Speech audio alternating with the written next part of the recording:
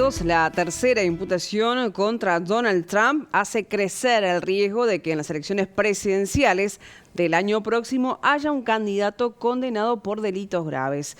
A partir de este momento establecemos contacto con el periodista, politólogo y analista internacional Claudio Fantini. Claudio, buenas noches, ¿cómo estás?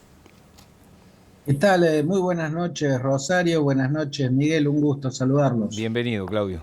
Claudio, ¿y es posible que esto que mencionabas hace instantes ocurra allí en Estados Unidos con Donald Trump?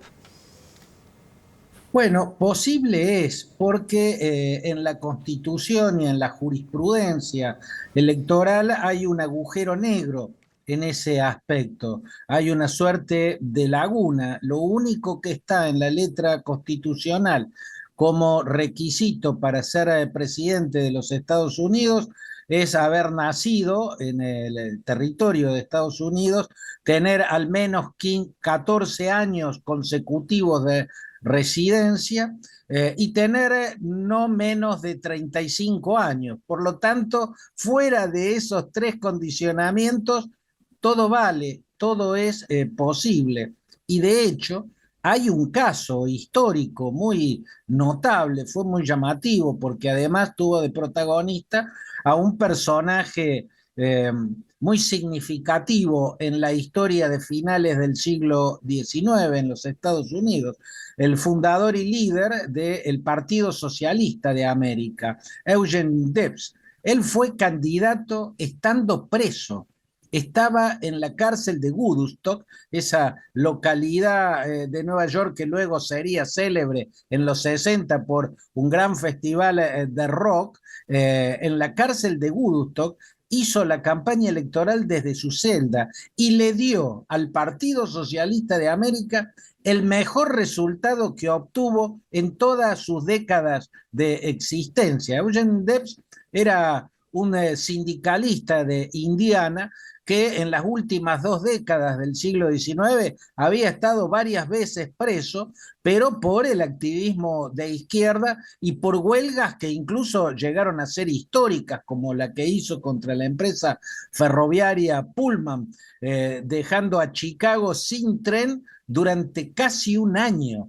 ¿No? Iba a la cárcel y siempre iba por cuestiones de su activismo sindical, que para los jueces conservadores implicaba una forma de anarquismo. Bueno, en la elección de 1920, este líder socialista que había creado el Partido Socialista de América, así se llamaba, en 1900, o sea, en el primer año del siglo, nació ese partido y lo tuvo como candidato en 4 oportunidades. La cuarta fue la elección de 1920, la que ganó Harding, un republicano.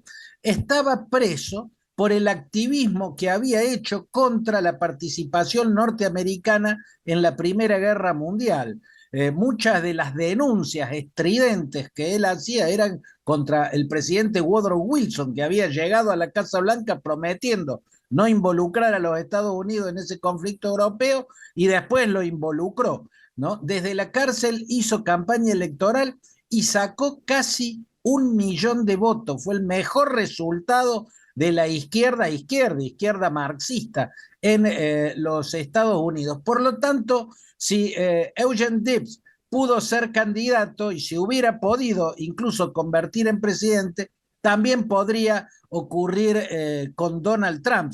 No hay un impedimento que figure en la Constitución o en la jurisprudencia vigente. Lo que no quiere decir que eso esté por ocurrir porque muy difícilmente, Rosario, lo vayan a declarar culpable, condenar y que quede firme esa declaración de culpabilidad y esa condena antes de la elección próxima, que será el noviembre del año que viene. Pero la inquietud está creciendo. Estados Unidos empieza a preguntarse si podría tener un presidente condenado y encarcelado, y la realidad es que desde la jurisprudencia vigente, sí, eso sería posible.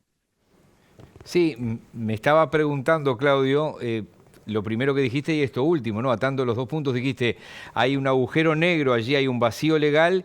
Entonces vos decís que sí, que sería posible. Sí, indudablemente sería posible. Lo que yo creo, Miguel, es que no va a alcanzar a ocurrir, o sea, no se va a llegar a esa instancia en la cual Estados Unidos queda frente a un vacío legal. No puede un hombre presidir o una mujer presidir los Estados Unidos de América ejerciendo el poder desde una cárcel y desde las leyes existentes no hay un impedimento para que eso ocurra. Si eso ocurriera, creo que se abriría un debate gigantesco, las bibliotecas jurídicas se dividirían y habrá que ver cuál sería la desembocadura de ese debate en esa situación. Por eso el vértigo que sienten por estas horas los norteamericanos al haber caído sobre el expresidente Trump su tercera imputación, y que es la más grave de todas, porque es la que tiene que ver con lo que ocurrió aquel trágico 6 de enero del 2021, ¿no? Cuando hubo una turba violentísima asaltando el Congreso en Washington con el objetivo proclamado de evitar que se certificara legislativamente el escrutinio.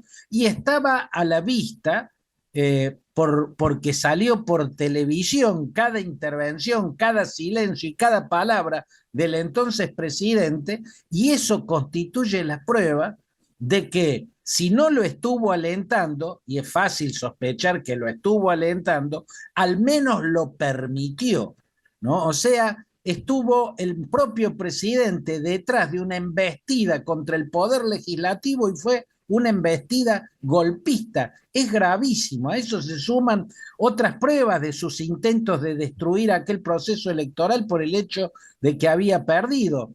Brad Raffensperger se llamaba, era el secretario de Estado en Georgia en ese momento, un republicano, un trumpista, y recibió el llamado de Donald Trump presionándolo para que encontrara a como sea los votos que le faltaba para darle vuelta el resultado en Georgia, estado que perdió. Hacía muchas décadas los republicanos siempre ganan, pero en esta elección lo habían perdido. Raffensperger tuvo la precaución de grabar esa comunicación telefónica, la hizo pública, eso todos los norteamericanos la pudieron escuchar, el mundo entero puede escuchar a Trump presionando a un funcionario estatal para que cometa un fraude, ¿no? Y bueno, y luego aparecen muchas pruebas más, las recientes declaraciones públicas del entonces vicepresidente Mike Pence contando que Trump lo presionaba por teléfono en las horas trágicas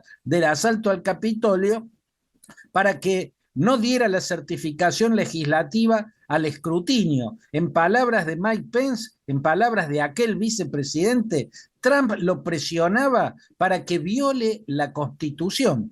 Por eso es tan grave el juicio que se va a iniciar ahora, es mucho más grave esta imputación que las dos anteriores. Acá la condena o la culpabilidad puede terminar siendo bajo acusación de traición a la patria. Es gravísimo, por eso va creciendo ese interrogante gigantesco. ¿Va a poder ser candidato siendo acusado y condenado por semejante delito? Y si ganara en esas condiciones, ¿qué pasaría? Esa es la pregunta que está recorriendo como una sombra los Estados Unidos por estos días, aunque yo creo que no se va a llegar a la instancia de semejante debate porque las instancias de apelación que habrá en el medio le van a permitir a Trump llegar hasta la elección de noviembre del año que viene, estando libre. La cuestión va a venir después. Si siendo presidente, en el caso que ganara la elección, es declarado culpable, ¿no? Una verdadera tormenta en el horizonte próximo de la vida institucional y jurídica de los Estados Unidos. Muy bien. Claudio, te mandamos un abrazo. Obviamente que nos vamos a reencontrar más seguido esta semana y la próxima, porque están en la recta final a las internas, ustedes ahí a las PASO. Abrazo, Claudio. Abrazo grande, Miguel. Abrazo, Rosario. Hasta cualquier momento. Que pase bien, Claudio.